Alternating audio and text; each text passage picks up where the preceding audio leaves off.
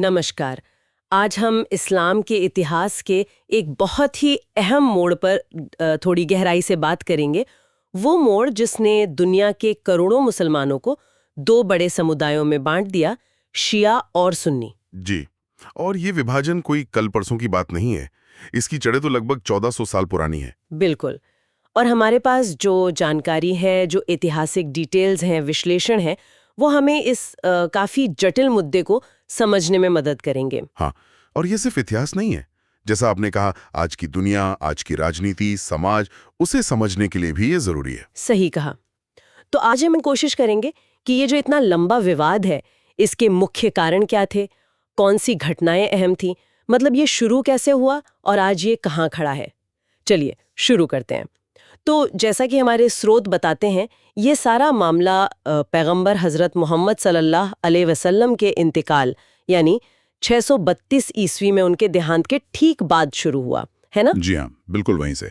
सबसे बड़ा सवाल जो खड़ा हुआ वो था कि भाई अब मुसलमानों का नेता कौन होगा पैगंबर के बाद। और यहीं से मतलब दो अलग अलग रास्ते निकल गए। हाँ, दो अलग अलग सोच, दो नजरिए सामने आए। और ये सिर्फ ये नहीं था कि अगला लीडर कौन बनेगा। ये मामला राजनीतिक तो था ही, लेकिन उससे कहीं ज्यादा ये गहरे धार्मिक विश्वास और पैगंबर की विरासत को कौन कैसे समझता है, उसका सवाल बन गया। अच्छा, तो ये दो अलग अलग नजरिए क्या थे? पहला कौन सा था? देखिए, पहला नजरिया, जिसे आज हम आम तौर पर सुन्नी इस्लाम से जोड़ते हैं, वो ये मानता था कि पैगंबर साहब ने अपने बाद किसी एक व्यक्ति को नामजद नहीं किया था, मतलब किसी को अपॉइंट नहीं किया था। ओ, तो फिर नेतृत्व कैसे तय होता? उनका मानना था कि ये फैसला समुदाय के जो प्रमुख लोग हैं, जो सहाबा थे, यानी पैगंबर के करीबी साथी, उन्हें आपस में सलाह मशवरा करके करना चाहिए। इसे शूरा कहते हैं। शूरा यानी एक तरह की आपसी सहमति। हाँ हाँ, बिल्कुल, समुदाय की सहमति।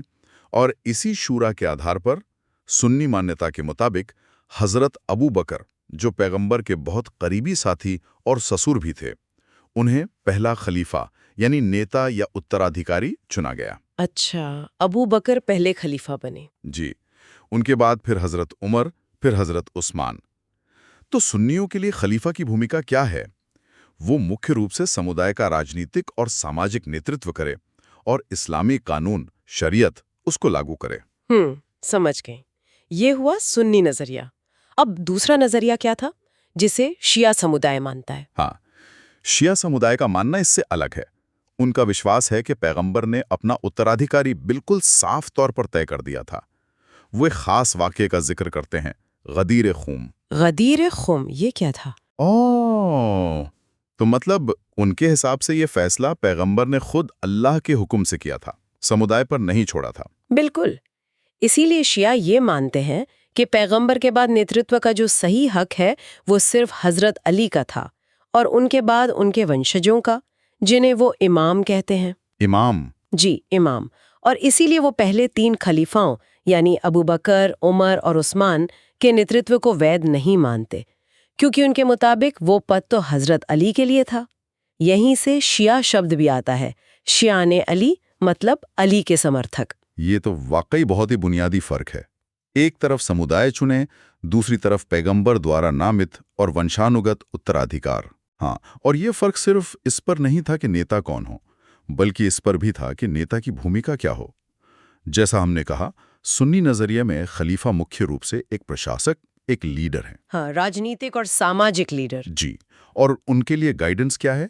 कुरान और पैगंबर की सुन्नत, यानी उनके काम और उनकी बातें। ठीक है। और शियाओं के लिए इमाम की भूमिका कैसे अलग थी?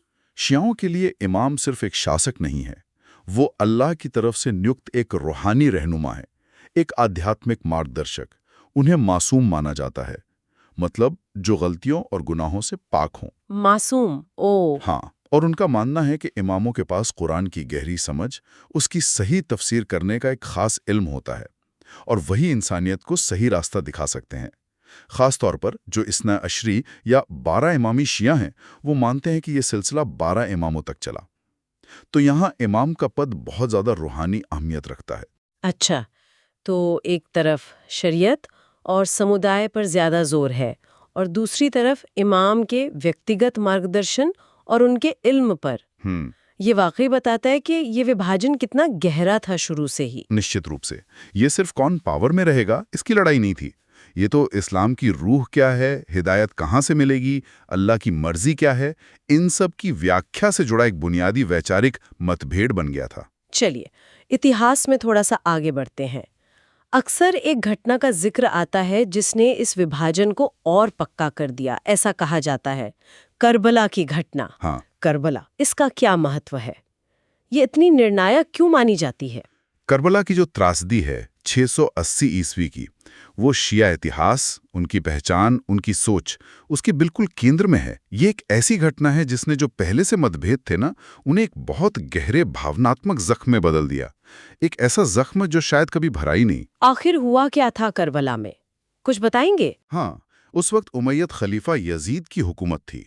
हजरत अली के छोटे बेटे और पैगंबर मोहम्मद सल्लल्लाहु अलैहि वसल्लम के नवाजे हजरत इमाम हुसैन, उन्होंने यजीद की हुकूमत को मानने से इनकार कर दिया। क्यों इनकार किया उन्होंने? उनका मानना था कि यजीद का शासन इस्लाम के उसूलों के खिलाफ है, वो जालिम है, वो खिलाफत को एक तरह की बादशाही में बदल रहा है। तो जब इमाम हुसैन अपने परिवार और कुछ गिने चुने वफादार साथियों, करीब 70-72 लोग थे, उनके साथ कूफा शहर की तरफ जा रहे थे, कूफा आज के इराक में है, हाँ, वहां के लोगों ने उन्हें खत लिखकर बुलाया था, समर्थन का वादा किया था। लेकिन रास्ते में ही करबला के रेगिस्तानी मैदान में यजीद की हजारों की फौज ने उन्हें घेर लिया। ओह, तो मतलब वादा खिलाफी हुई। जी, और फिर घेराबंदी हुई कई दिनों तक। इमाम हुसैन और उनके साथियों पर पानी तक बंद कर दिया गया। यजीद की सेना का दबाव था कि या तो यजीद की बैत करें, मतलब उसकी सत्ता स्वीकार करें, या फिर जंग के लिए तैयार हो जाएं। और इमाम हुसैन ने? इमाम हुसैन ने जुल्म के आगे, एक नाजायज हुकूमत के आगे झुकने से इनकार कर दिया। फिर मुहर्रम महीने की 10वीं तारीख को, जिसे आशूरा का दिन कहते हैं, एक बिल्कुल एक तरफा लड़ाई हुई। इसमें इमाम हुसैन, उनके लगभग सभी मर्द साथी और परिवार के लोग, यहाँ तक कि उनका 6 महीने का बेटा भी, सबको बड़ी बेरहमी से शहीद कर दिया गया। 6 महीने का बेटा भी? जी, हे भगवान। जी। सिर्फ उनके एक बेटे इमाम ज़ैनुल आबदीन, जो उस वक्त बीमार थे, वो बच गए, और जो औरतें और बच्चे थे उन्हें कैदी बना लिया गया। ये तो बहुत ही दर्दनाक है। इसका असर क्या हुआ होगा फिर? इसका असर जबरदस्त और हमेशा रहने वाला था।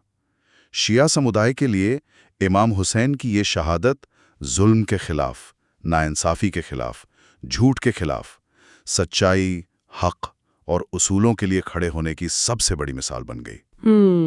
ये वाकया उनकी यादों का, उनकी पहचान का एक अटूट हिस्सा बन गया। आज भी हर साल मुहर्रम के महीने में पूरी दुनिया में शिया मुसलमान इस शहादत को बहुत गम के साथ पूरी शिद्दत से याद करते हैं, मातम करते हैं, जुलूस निकालते हैं। करबला ने शियाओं को एक तरह से परिभाषित किया, एक ऐसा समुदाय जिसने जुल्म सहा लेकिन सर नहीं झुकाया। तो हम कह सकते हैं कि करबला ने इस शिया सुन्नी विभाजन को सिर्फ राजनीतिक या वैचारिक नहीं रहने दिया, बल्कि उसे एक गहरा भावनात्मक रंग दे दिया। हाँ, बिल्कुल। करबला की याद, इमाम हुसैन की कुर्बानी, ये शियाओं के लिए सिर्फ इतिहास का एक पन्ना नहीं है, ये उनके ईमान का, उनकी पहचान का, उनके संघर्ष का एक जीता जागता एहसास है।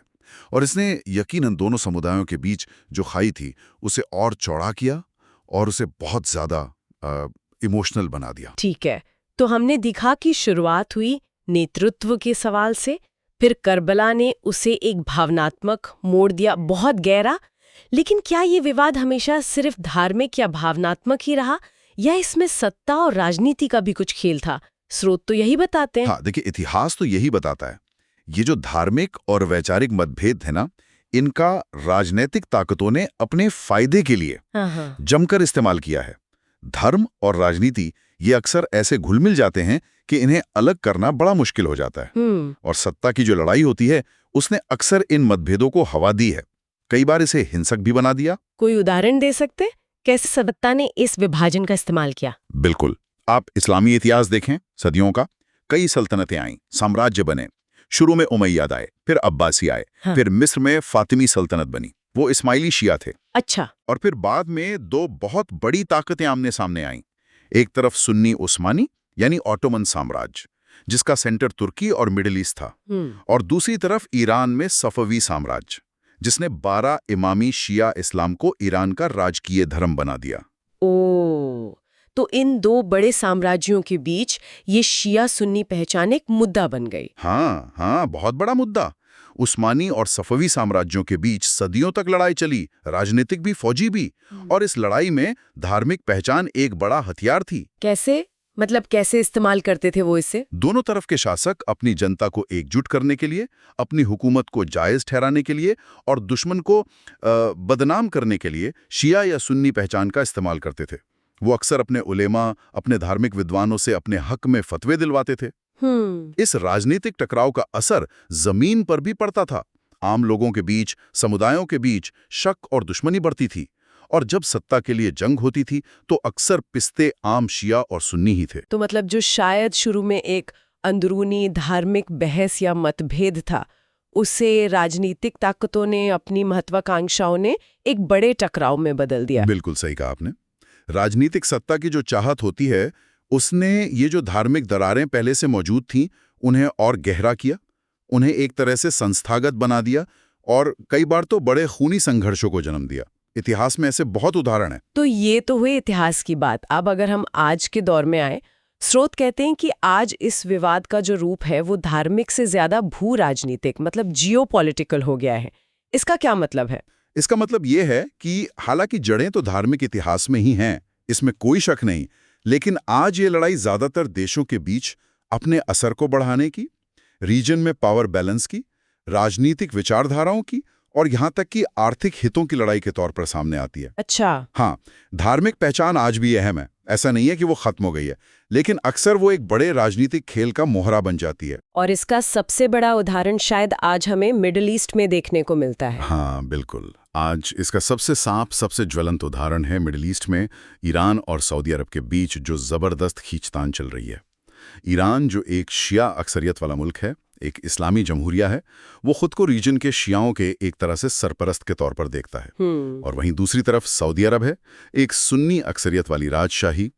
इस्लाम के जो सबसे पाक मुकाम है, मक्का और मदीना, वो वहाँ हैं, तो वो खुद को सुन्नी दुनिया के लीडर के तौर पर पेश करता है। और ये सिर्फ इन दो देशों की आपसी लड़ाई नहीं है। नहीं, ये सिर्फ दो देशों की बात नहीं है, ये दो अलग अलग निज़ामों की भी लड़ाई है। एक तरफ एक इनकलाबी जमहूरियत है, दूसरी तरफ एक पारंपरिक राजशाही। और रीजन में कौन ज्यादा ताकतवर होगा, इसकी भी लड़ाई है। और हमारे स्रोत यही बताते हैं कि ये दोनों मुल्क इस पुराने शिया और सुन्नी विभाजन को अपने अपने जियोपॉलिटिकल मकसद हासिल करने के लिए इस्तेमाल करते हैं। प्रॉक्सी वॉर जिसे कहते हैं। हाँ बिल्कुल, उनकी ये प्रॉक्सी वॉर, यानी एक दूसरे से सीधे न लड़कर किसी और जमीन पे लड़ना, ये पूरे रीजन को अस्थिर कर रही है। किन किन देशों में इसका असर साफ नजर आता है? देखिए, इसका असर हमें इराक में दिखता है। सद्दाम हुसैन के जाने के बाद वहां शिया बहुमत सत्ता में आया, जिससे सऊदी अरब और दूसरे सुन्नी मुल्कों को चिंता हुई। हाँ। सीरिया का जो गृहयुद्ध है, उसमें ईरान और सऊदी अरब ने बिल्कुल उल्टे पक्षों का साथ दिया। यमन की जो भयानक जंग चल रही है, वो भी काफी हद तक इसी राइवलरी का नतीजा है।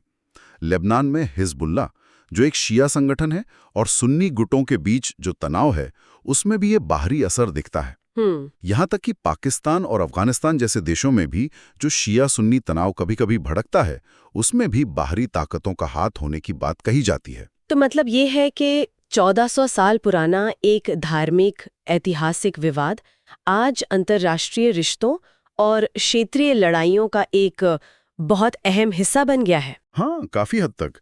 आज ये लड़ाई अक्सर तेल और गैस के जखीरे पर कंट्रोल की, व्यापार के रास्तों की, राजनीतिक असर की और रीजन में दबदबे की ज्यादा है। हालांकि उसे पहनाया अक्सर धार्मिक चोला ही जाता है। और दुख की बात यह है, हाँ, दुखद बात यह है कि जो चरमपंथी संगठन है, आतंकवादी गुट है, वो भी इसी विभाजन का फायदा उठाकर नफरत फैलाते हैं और अपनी हिंसा को जायज ठहराते हैं। और इसका शिकार कौन होता है? दोनों तरफ के आम लोग, बेगुनाह लोग।